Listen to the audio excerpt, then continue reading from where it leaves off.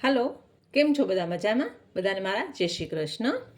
હવે આપણે ફરાળમાં ખાઈ શકાય એવી એક ખીર લઈ આવ્યા છીએ, જેને કાંજી કહેવામાં આવે છે. મારા બા સરસ બનાવતા બહુ. અને આ ખીર છે એ આપણે ઉપવાસમાં ગમે ત્યારે ખાઈ શકીએ છીએ. તો આપણે આજે સાબુદાણાની કાંજી બનાવશું. તો તેના માટે મેં સાબુદાણાને પલાળીને રાખ્યા છે. સુગર છે, ઇલાયચી છે, કાજુ છે, બદામ છે અને કેસર છે. બહુ જાજી કોઈ સામગ્રી નથી લીધી અને ઘરમાં ઇઝીલી બની જાય.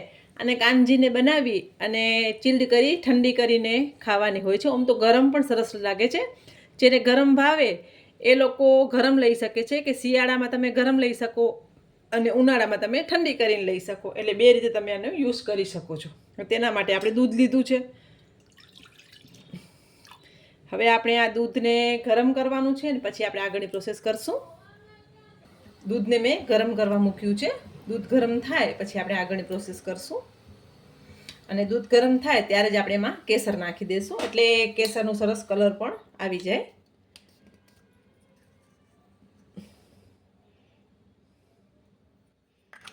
બે થી ત્રણ તાતડા કેસર નાખીએ છીએ એટલે કલર બહુ સરસ આવી જાય છે. તો આપણે દૂધને ગરમ કરી લઈએ. તો તમે જોઈ શકો છો કેસર એનું રંગ એમાં છોડી રહ્યું છે. હવે દૂધ ગરમ થાય ને એની સાથે જ આપણે આ સાબુદાણા ઉમેરી દઈશું. બાફેલા સાબુદાણા છે. ક્વોન્ટિટી તમને જેટલી ગમતી હોય એટલી વધુ ઓછી રાખી શકો છો. મેં થોડીક ઓછી લીધી છે સાબુદાણાની ક્વોન્ટિટી. તમને વધુ ગમતા હોય તો તમે વધુ નાખી શકો છો. હવે તમે જો તમે દૂધ ઉકળવા લાગે એટલે આપણે એમાં સુગર ઉમેરી દઈશું. એટલે સાબુદાણા પણ દૂધ સાથે બફાઈ જશે અને કેસર પણ સરસ કલર છોડી દેશે. આ ફરાળી ખીર કહેવામાં આવે છે. અને પહેલાં તો મારા મમ્મીને લોકો કાંજી કહેતા, કે સાબુદાણાની કાંજી. એટલે હું કાંજી જ કહું છું, પણ ઉપવાસમાં તમે લઈ શકો છો. આપણું દૂધ ગરમ થવા લાગ્યું છે. હવે આપણે એમાં સુગર નાખી દઈએ. સુગર તમારા ટેસ્ટ પ્રમાણે તમે ઓછી વધુ લઈ શકો છો. તમે જોઈ શકો છો એકદમ ઉકળવા લાગે છે અને સાબુદાણા તમે જો ફૂલવા લાગ્યા છે, બફાવા લાગ્યા છે દૂધની સાથે જ.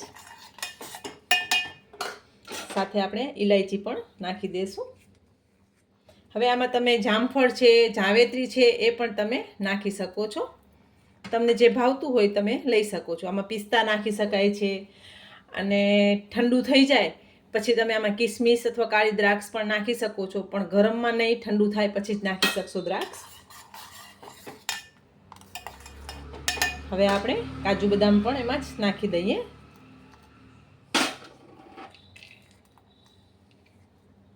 એટલે બધું સરસ અંદર મિક્સ મેચ થઈ જાય અને સાબુદાણા સરસ દૂધમાં બફાઈ જશે અને એકદમ સરસ કાંજી તૈયાર થઈ જશે. તો આપણે આને ધીમા તાપે ઉકળવા દઈશું થોડી વાર. તો આપણું કેસર પણ સરસ કલર છોડ્યું છે અને સાબુદાણા પણ સરસ બફાવા લાગ્યા છે. દૂધ સાથે ભળી ગયું છે બધું. ઘણા લોકોને ઘણા સાબુદાણાવાળી ભાવતી હોય તો એ લોકો ઘણા સાબુદાણા નાખી શકે છે. એકદમ ટેસ્ટી એવી સરસ બને છે આ. જેને ખીર ભાવતી હશે ને એ લોકોને બહુ ભાવશે. અને જેને સ્વીટ ભાવતી હશે ને એના માટે આ બેસ્ટ ઓપ્શન છે, કે ફરાળમાં ખીર પણ ખાઈ શકશે અને સ્વીટ પણ ખાઈ શકશે. એટલે તમારે રાત્રે આ દૂધ લેવું હોય તો તમે લઈ શકો છો, કે ઉપવાસ કરતા હો તો આનાથી તમારું પેટે ભરાઈ જશે અને ભૂખ પણ નહીં લાગે.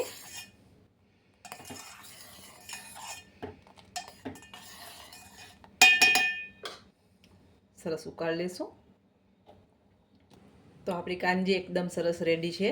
તો આપણે એને સર્વ કરી લઈશું. અત્યારે આપણે ગરમા ગરમ સર્વ કરશું, પણ તમને જેમ ભાવતી હોય એમ તમે સર્વ કરી શકો છો. તમને ઠંડી ભાવે તો તમે ઠંડી કરીને સર્વ કરજો, અને ગરમા ગરમ ભાવે તો તૈયાર જ છે. ચાલો સર્વ કરી લઈશું. તો ગરમા ગરમ કાંજી આપણી તૈયાર છે. તો આપણે કેસરથી એને થોડુંક ગાર્નિશ કરી દઈએ. બહુ ટેસ્ટી એવી રેડી છે. તો ઉપવાસમાં મજા માણો તમે, અને ચોક્કસ આ તમારા ઘરે રેસીપી બનાવજો અને મને કમેન્ટમાં કહેજો કે કેવી બની હતી.